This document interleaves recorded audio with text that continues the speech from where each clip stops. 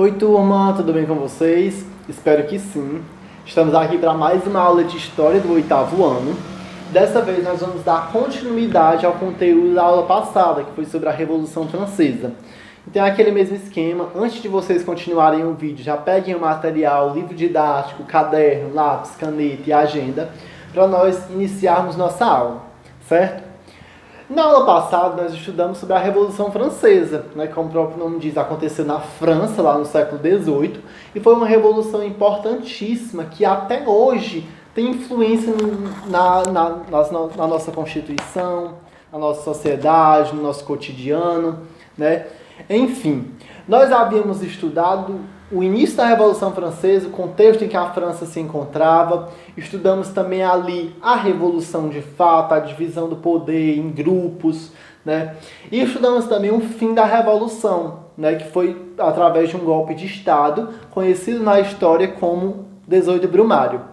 Nossa aula vai tratar justamente sobre quem assumiu a França logo após o fim dessa Revolução, logo após esse golpe de Estado, certo?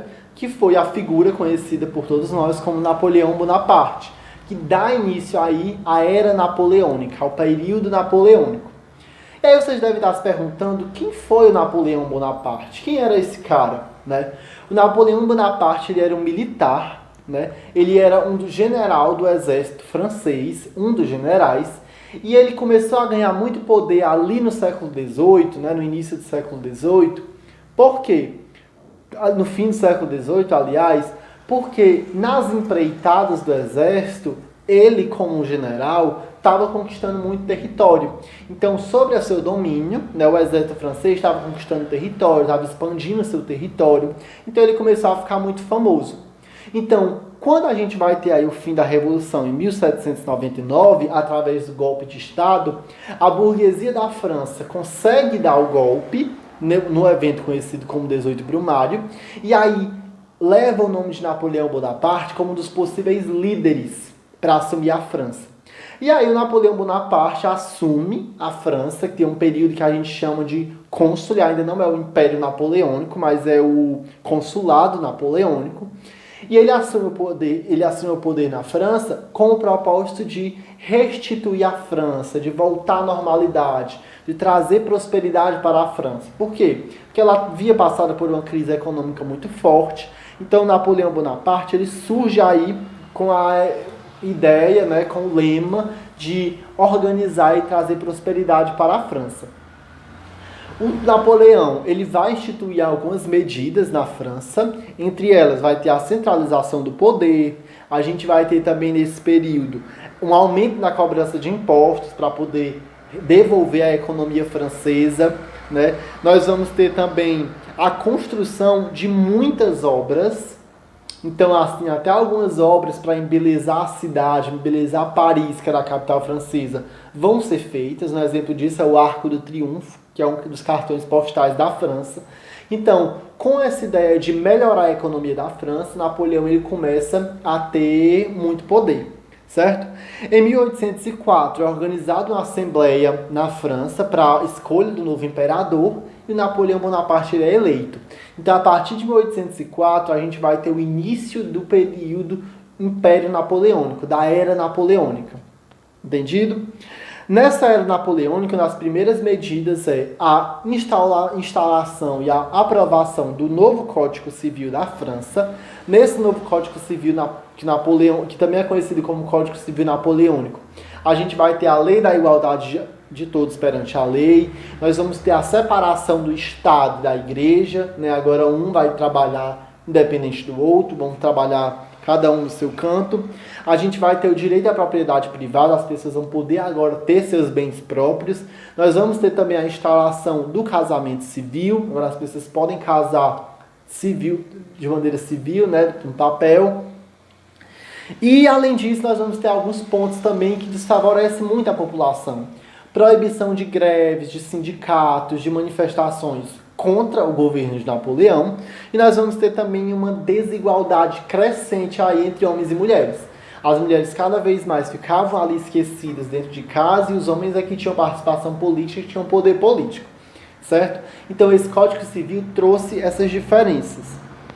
Nesse período também, Napoleão tem um projeto de expandir Roma para além... Roma não, desculpa. França para além dos seus territórios. O projeto de expansão francesa é o seguinte: invadir, dominar outras nações e anexar essas nações ao território francês. E ele de fato consegue isso, né? A gente vai ter aí, no início do século XIX, a Europa quase inteira sob domínio francês, sob domínio de Napoleão, como vocês podem ver no mapa aí do lado, certo? Que é o que a gente chama de Império Napoleônico, né? A partir das guerras napoleônicas. Só que essa situação ela começa a entrar em conflito, começa a encontrar alguns impasses. Por quê? Porque um desses países importantes aí da Europa no século XIX, que nós inclusive já estudamos, foi a Inglaterra. A Inglaterra que estava aí começando esse processo industrial, que estava aí a todo vapor produzindo suas indústrias, ela diz o seguinte: não, nas nossas terras ninguém mexe.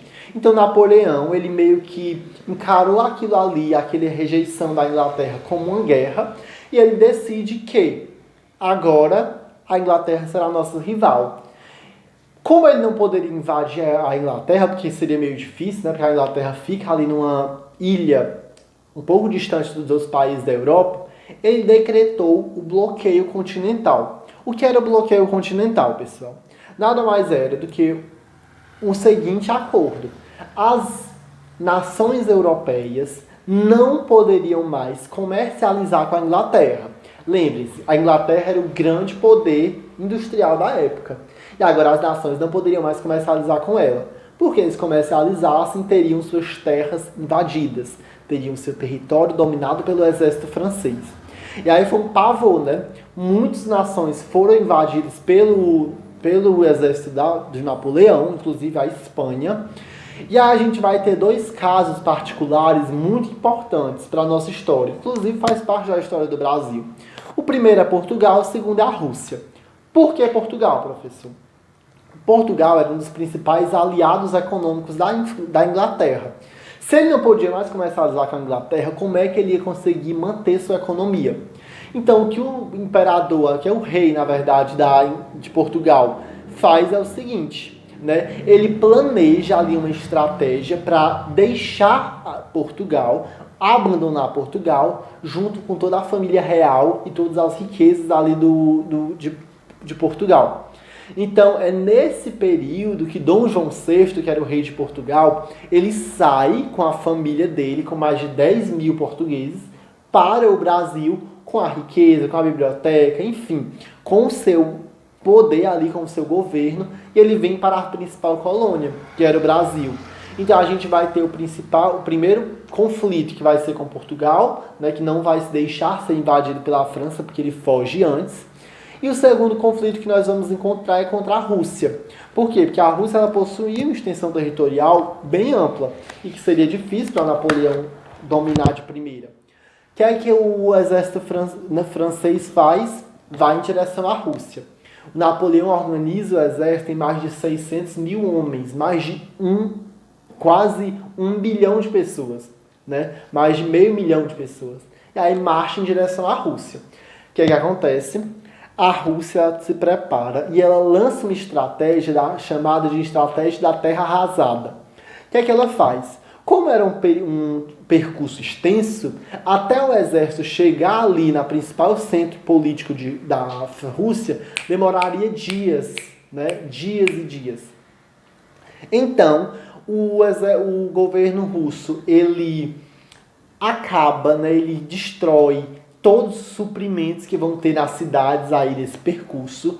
Ele acaba com todos esses suprimentos e à medida que o exército vai avançando, ele vai encontrando as cidades vazias, as cidades sem suprimentos. Então isso vai dificultar muito, porque o exército começa a se enfraquecer. Além disso, nós vamos estar passando também nesse período na Rússia por um inverno muito rigoroso, que é chamado de General Inverno, e que os franceses não estavam habituados, estavam ali, perdendo muitas forças. Inclusive, muitos homens franceses morreram nesse percurso. Nesse momento, Napoleão Bonaparte vê que não é possível conquistar o território russo e ele volta com seu império, com seu exército, né? Então, aí a Rússia vence a batalha contra Napoleão sem derramar sangue. né? Porque o exército francês ele regrediu assim que percebeu que não daria para continuar o percurso. Quando ele retorna ao enfraquecimento do Império, o Império de Napoleão ele começa a se enfraquecer.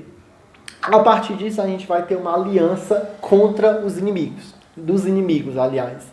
Inglaterra, Rússia, Prússia, Áustria, Suécia vão se organizar numa aliança para derrotar o Império Francês. E eles conseguem. Não é à toa que Napoleão Bonaparte ele é exilado, ele perde poder, ele tem que sair da França, vai para uma ilha. Depois ele retorna em um governo e governa por 100 dias, que é como a gente chama de governo dos 100 dias de Napoleão. Só que quando ele volta não tem mais o que fazer, ele já perdeu todo o prestígio, já perdeu o poder, e aí ele é exilado novamente em uma ilha até o dia de sua morte. E aí tem-se o fim do Império Napoleônico. Certo? Deu para compreender? Bom, espero que vocês tenham entendido. Aqui do lado agora vai apresentar as atividades que vocês terão que fazer para nós corrigirmos nas próximas aulas. A aula de hoje ela foi mais rápida, né, mais resumida, porque na aula por videoconferência nós vamos falar um pouco mais sobre Napoleão e sobre o seu governo, certo? Então, preparem-se, estudem, pesquisem sobre para vocês trazerem para a próxima aula, certo? Foi muito bom estar com vocês agora, espero que vocês tenham compreendido.